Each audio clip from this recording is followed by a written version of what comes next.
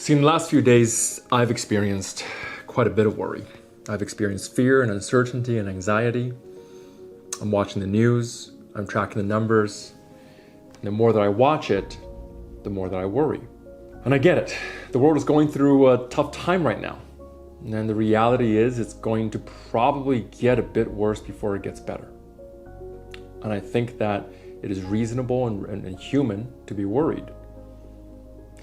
But I also recognize that worry isn't really helpful. Because see, when we worry, what we're actually doing is we are imagining a negative outcome that hasn't yet arrived. And it's not a helpful mindset for us to be in. As a matter of fact, it's paralyzing.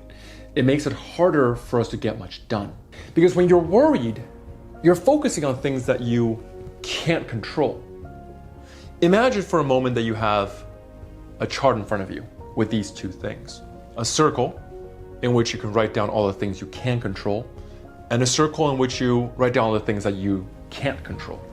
The things that I can't control are things like, what will other people do? Are people going to be socially isolating? Are people going to act responsibly? Things I can't control is, what is the government going to do? Things I can't control includes, is this going to get worse? How will it get worse? How will the economy act? How will businesses around me react? I can't control those things, so I focus on the things that I can control. And what I can control is how I spend my time and the actions I take. Because the more I focus on the things I can control, the more empowered I get. Now, I'm not suggesting that we go into some kind of blind denial and pretend that everything is going to be all right. The truth is, we don't know that everything's going to be all right.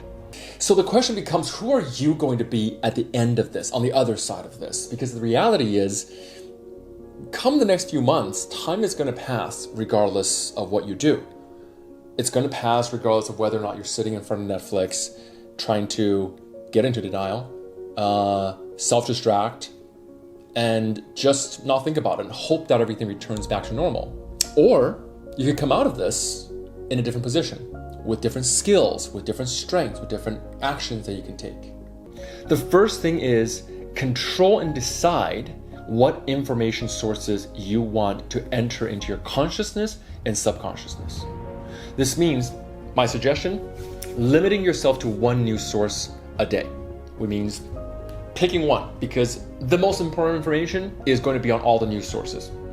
Number two, taking one simple self-learning step every single day. It doesn't matter how small, right? It can be watching one video on an online course that you may have gotten. It could be going through 10 pages of a book that you knew that you wanted to go through, right? It can be sitting down, writing one page in your journal, but whatever it is, do one thing and don't let a single day of this process go by without taking at least one action. Doing one thing, no matter how small. Number three, reach out to at least one friend a day if you can. If not, reach out to different people within your community, but at least once a day, connect. Don't go into self-isolation. The biggest killer of mankind right now is going to be the fact that we are becoming more isolated, but we don't have to become more socially isolated. The physical isolation is there for our protection. The emotional isolation, however, is not going to do us any good. So connect. You have the internet in front of you. You have a phone. Pick it up. Call someone. The other person on the other line is going to be grateful to receive your call.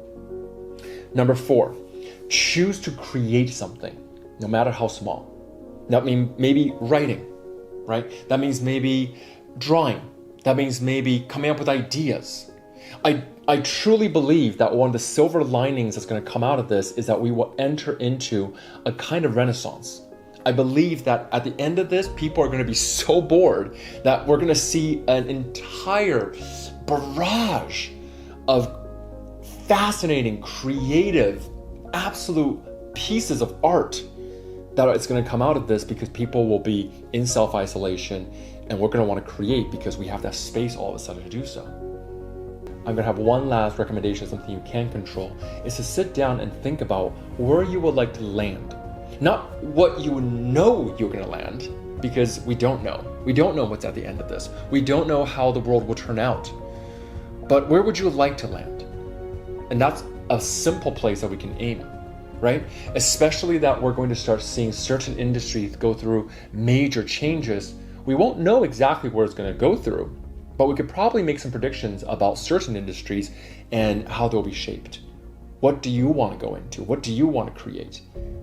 Not just what will make you the most money, but what is going to be your contribution in this whole process. When we focus on the things that we can control, when we focus on the things that we can create, when we focus on the things that we can be, we're in control. Because the greatest enemy of worry is not just joy, it's not gratitude, although those things are very important, but it's action.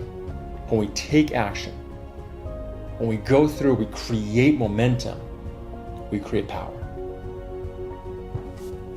I hope everything is going well with you, and I'm going to be here to support you through this journey throughout the rest of the way.